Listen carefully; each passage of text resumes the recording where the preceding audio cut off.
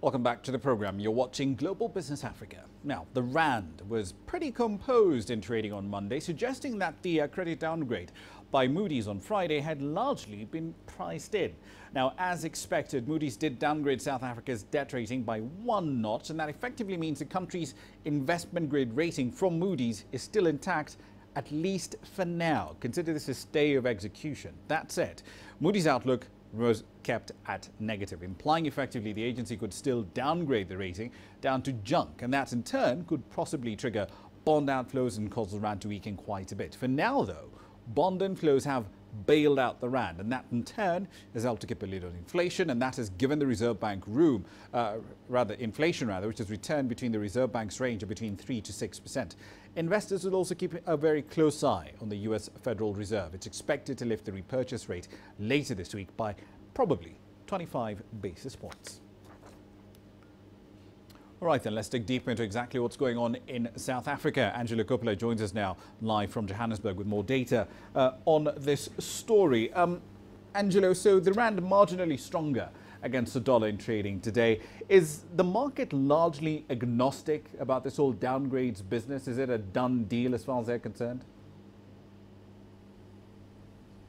Well, the Moody's downgrade was largely expected and was priced into the currency. Most of the analysts and traders were expecting the cut, of course. On the other hand, though, a trader says that he couldn't reconcile the currency's strength today, suggesting that it may have something to do with the movement of hot money. That's money chasing yields coming in and out of South Africa. The currency, some analysts are saying, would have probably reacted differently, but only marginally so if Moody's had cut the sovereign rating into sub-investment grade. Analysts are also waiting to see what the finance minister does.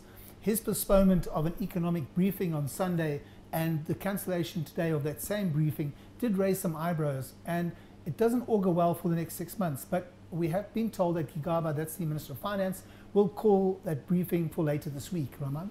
Indeed. So Moody's cited a broad range of issues in making the decision to downgrade South Africa, a degradation, for example, of institutional quality being one of them. But why did they downgrade the country right into junk? Why just keep it in, just hovering around investment grade? Well, the agency still believes in the strength and independence, and these are their words, of the judiciary, the South African Reserve Bank, National Treasury, which they say supports the country's credit profile. Moody's also took comfort, and their words were, in the commitment to broadly reform the country's economy and reform the state-owned entities. Moody's does say that there are a number of credit strengths that support this rating. There's a deep-seated or deep domestic financial market, a well-capitalized banking sector, and a well-developed macroeconomic framework. And of course, there's that low foreign currency debt ratio at the moment. Raman? Indeed. This partially does avoid a sell-off in assets in South Africa for the time being. But considering the fact that this really is a stay of execution, when will the market start to price in a full downgrade by all three agencies next year? Well, it's early days yet, Raman. The agencies are due back in South Africa towards the end of the year, probably around December, and a lot can happen between now and then.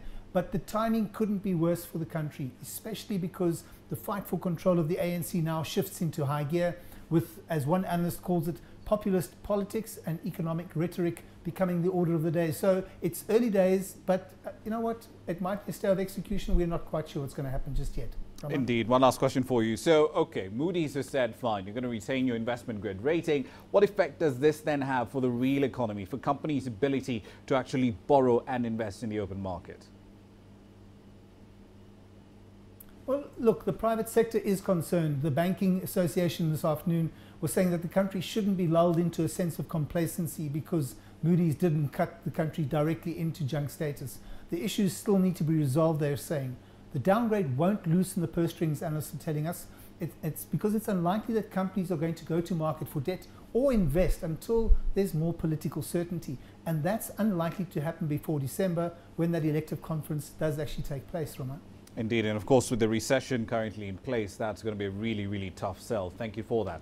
That's Angelo Coppola, of course, live in Johannesburg, South Africa, with the latest there from Moody's downgrade.